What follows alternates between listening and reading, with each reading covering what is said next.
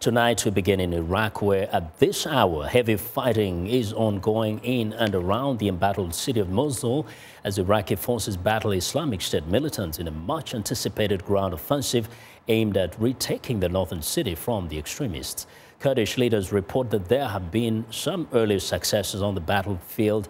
U.S. officials have described the mission as a decisive moment in the campaign against Islamic State, which has suffered a series of defeats and is largely confined to the Mosul area in Iraq. But Lieutenant General Stephen Townsend, who commands the U.S.-led coalition targeting Islamic State in Iraq and Syria, cautions that it could take weeks or even longer to recapture Mosul. Now, the campaign is the largest military operation in Iraq since U.S. forces left 5 years ago. An upbeat Iraqi Prime Minister Haider al-Abadi declared Monday that his nation will celebrate victory as one. Soon we'll be together in Mosul and we'll raise the flag of triumph, and there will be no place for Daesh among us and among the true Iraqi families. We came to rescue from terrorism and Daesh. All attempts to delay to free Mosul failed, as with Ramadi, Fallujah, Tikrit and Beji and many other cities in Iraq.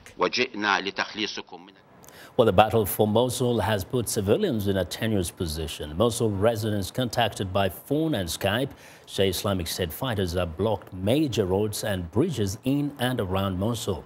They also say the terrorists have fanned out throughout the city and planted mines and explosives, warning civilians not to try to leave. Joining us now via Skype from the Pentagon is viewers Jeff Selding. Jeff, what more can you tell us about this coalition operation, knowing that this assault has been expected for weeks now? Vincent, yes, this has been an operation that's been in the works for months now.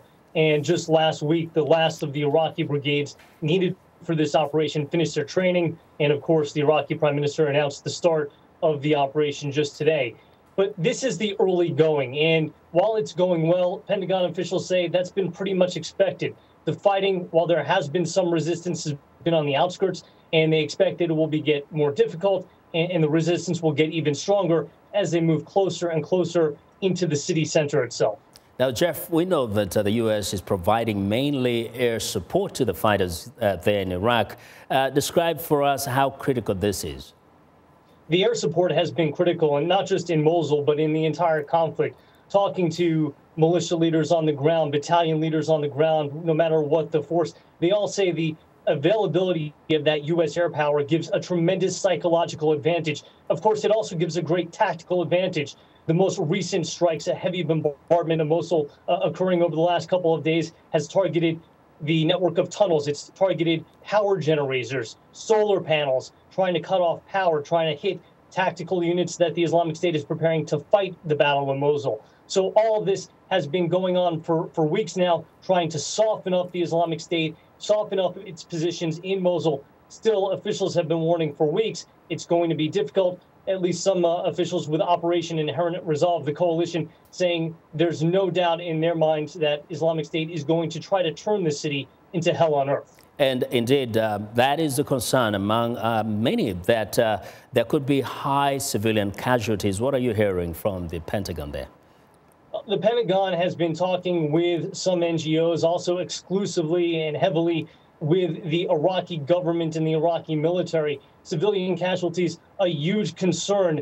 And aid groups are especially worried because there seems to have been a change in the approach. Initially, there was a focus on trying to create some safe corridors so that civilians would have a way to exit the city safely, avoid some of the fighting. Over the last week, that emphasis has shifted to now where the Iraqi forces have been telling these aid groups, these humanitarian groups that are trying to repair, that they want the civilians to stay in place. Okay. The aid groups worry that's going to put them directly in harm's way, possibly make them available as human shields. Thank you very much, Jeff, for your reporting.